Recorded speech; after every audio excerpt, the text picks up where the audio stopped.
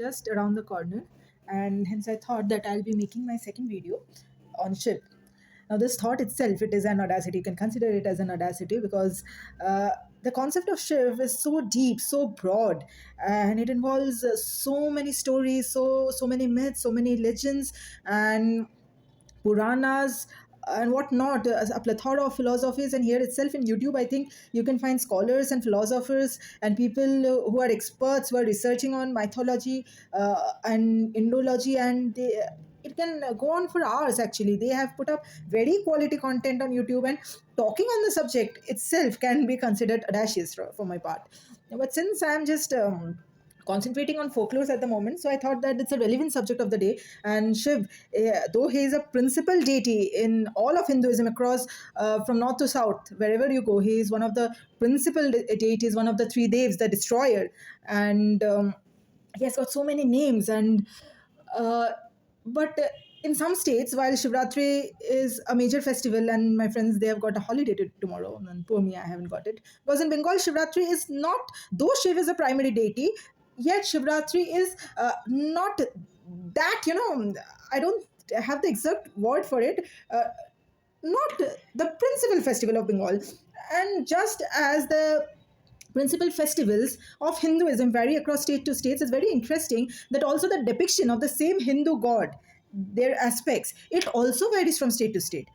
Even if you, even there, if you picturize the Hindu gods, if you, the visual, how we visualize them, that changes. Because in other parts of India, in if you see the depiction of Shiv, he is a very muscular man, a very muscular person, and that is how he should be, because he's a kirat, he's a hunter, he lives in the jungles, and he's a very strong person. So you see, he is dark and he's very muscular, and he's a yogi, as we say, Adi Yogi. If you go, we have got this very famous statue of Shiv that is very famous in India, in Coimbatore, of Adi Yogi. We have also got something of that kind in Bangalore, in the suburbs of Bangalore, and I've been there. And they have got a very, very beautiful light and sound show. No, that's a separate issue. But in Bengal, when you come back to Bengal, the aspect of Shiv changes. Shiv is more of a family man here. You see, he's old and he is pot bellied, and he has got children. And there is this very famous Bengali novel written by Bharat Chandra Rai Gunakar, that is one of the earliest originally written Bengali novels, and that is known as Annoda Mongol. It involves the story of Annapurna. And there you see Shiv, like in all households, the husbands, they're reprimanded by their wives, their Gauri or Annapurna. He reprimands Shiv. And even in Shiv, if you look at Shiv very closely at Shiv, there are so many dual aspects in him that are completely opposite. He's a yogi, yet he loves his wife, he has a son, and in Bengal we also see his daughters.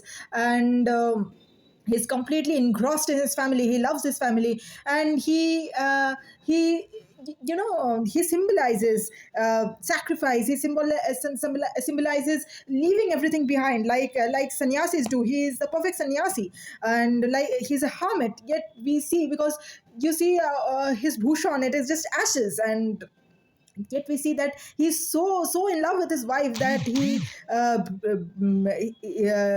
when Sati dies in the fire of Dakkha, then Shiv, he just loses everything. The world loses its meaning for him, and he just puts her on his shoulders, and he goes about around the world, and he goes on, he engages in that dance of destruction, that is Tandav, and ultimately that is a different story altogether. And so there are so many aspects in him and so many philosophies. But I thought that for the sake of my video, I'll be just be concentrating, because Shiv has got so many names as well. And some of these names, while some of these names come from his external appearance, some of these names have got certain folklore, certain myths, little stories behind them.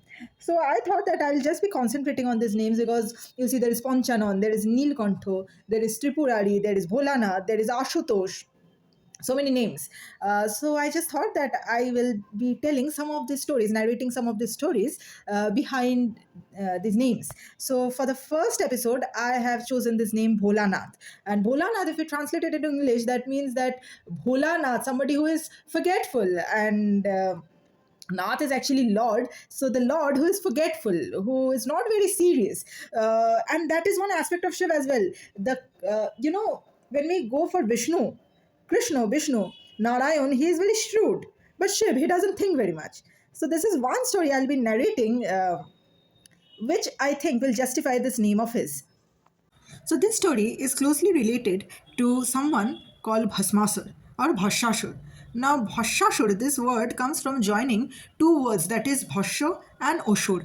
So, Bhasho in Bengali or in Sanskrit, Bhasho or Bhasma, it means ashes, and Oshur, okay, we can suffice that Oshur is something of a demon.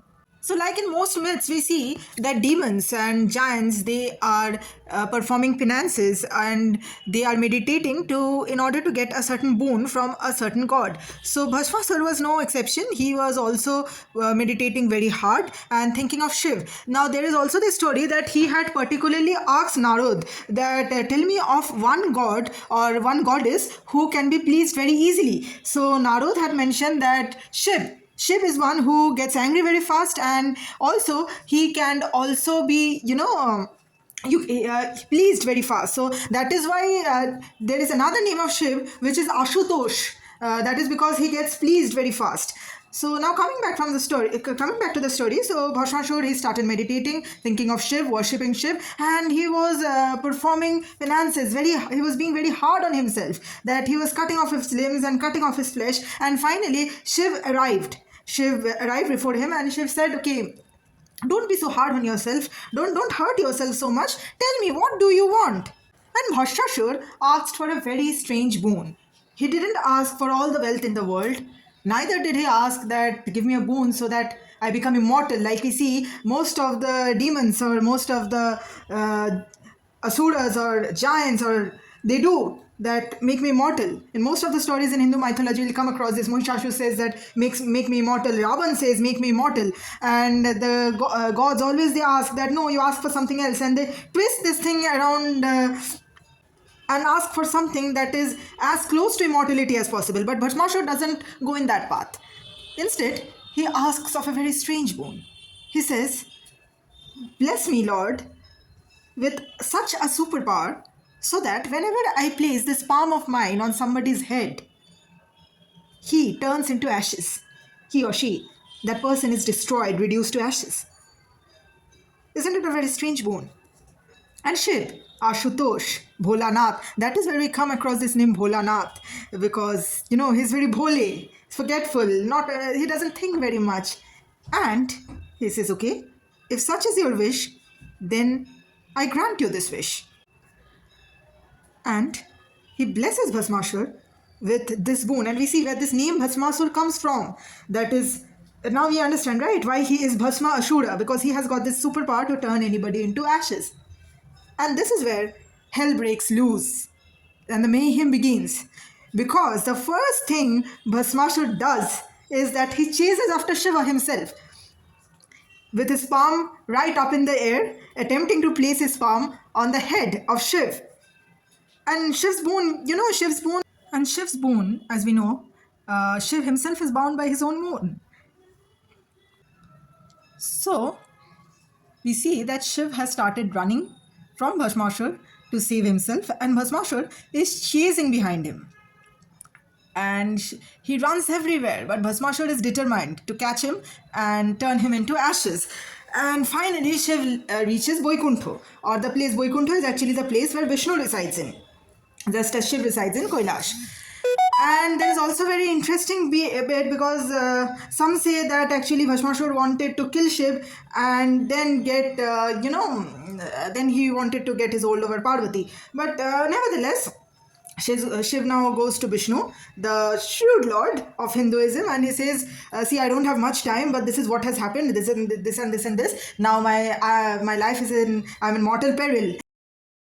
Please save me. See what you can do." And Vishnu, the savior, he says, "Okay, I'll do what I can. Don't worry. You hide over here, and I'll look into it." And there's also this term you can Google it. This comes up from this story. That is the Bhasmasur syndrome. That is actually a word. It is actually means that someone who is in a position of power and he exploits it to, especially in politics, you see, we give them that power. Just as Shiv gave Bhasmasur his power, this superpower, that we give them this power and they exploit it, and ultimately it's we who miss out on things. It is the common people who are neglected, who are hurt. So nonetheless, coming back to the story, so now there are these two versions. Now Bhasmasur comes and he's running all over the world, all over Trilok. And when he meets Vishnu, Vishnu has dressed up as a Brahmin, a short Brahmin person. And he goes up to Bhasmasur and he asks, why, mister, why are you running so frantically? You look so tired. And Bhasmasur says, oh, I'm looking for Shiv. I need to kill him. I say, you are going to kill Shiv? And how on earth are you going to kill Shiv? And he says, okay, I've got the superpower. And he explains to him about the boon. Now, Vishnu, he is very good with talking. Time and again, we have seen how he manages everything. So Vishnu says, okay, are you out of your mind? You think Shiv is not invited anywhere. He roams about in his bakchal, that is, he's not properly clothed, and you think he can really give you this boon? Why not? If that was true, you just place your hand over your head and you'll see. And Bhasmasur is so enticed by this conversation that he doesn't notice what he does, and obviously he places his hand over his head, and next moment he's reduced to ashes, and Bholanath is saved. That is one version of the story. And then there is another version of the story where the name of Bhasmasur is actually Kal Prishto.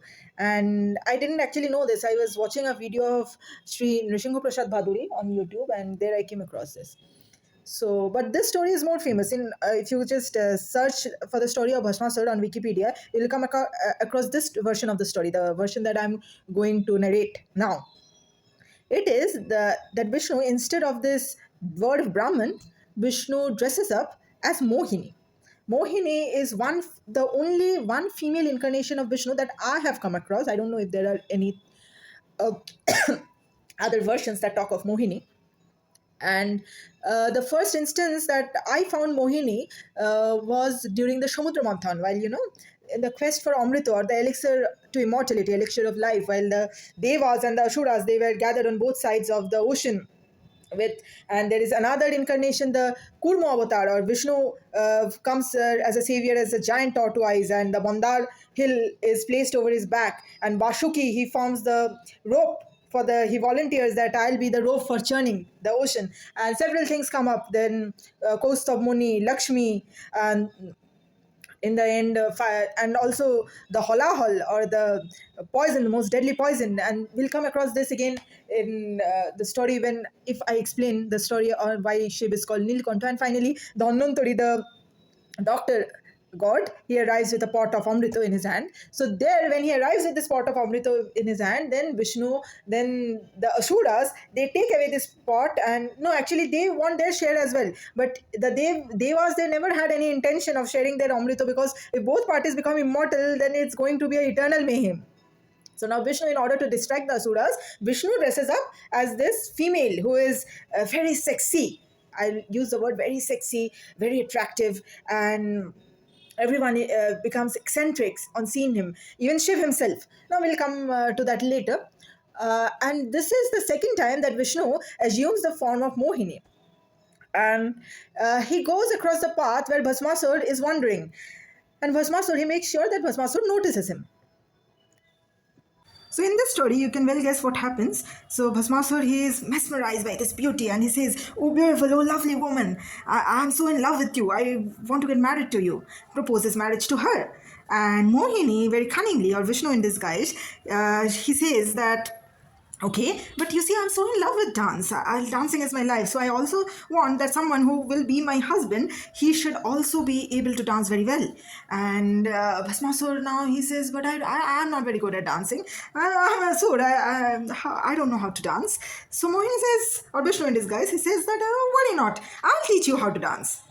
And then the dance begins, a beautiful, flowy dance, a dance that makes someone forget everything. And Vishnu, as it is, he is very cunning. So Mohini goes on teaching Bhasmasur, and they are completely engrossed and engulfed by this magic of this dance. There's music, a little of this music all around. Mohini teaches him that this is this mudra, just put your legs forward in this fashion. just this is this mudra. Just fold your hands in this fashion. Just put your legs forward in this fashion, and completely they're in cross. Vishnu makes sure that Bhasmashur is crossed in the dance, and this is from where we come across the famous dance form of Kerala, that is Mohiniyattam. And finally, while he's completely lost himself into the dance, and Vishnu makes sure that in a certain dance move, Bhasmasur is forced to place his palms over his own head. And the moment he does that, the Ashur, he is reduced to ashes, and Shiv, Bholanath, Ashutosh, he is saved. So thus ends the story of Bhasmasur, and I think Shiv is called Bholanath.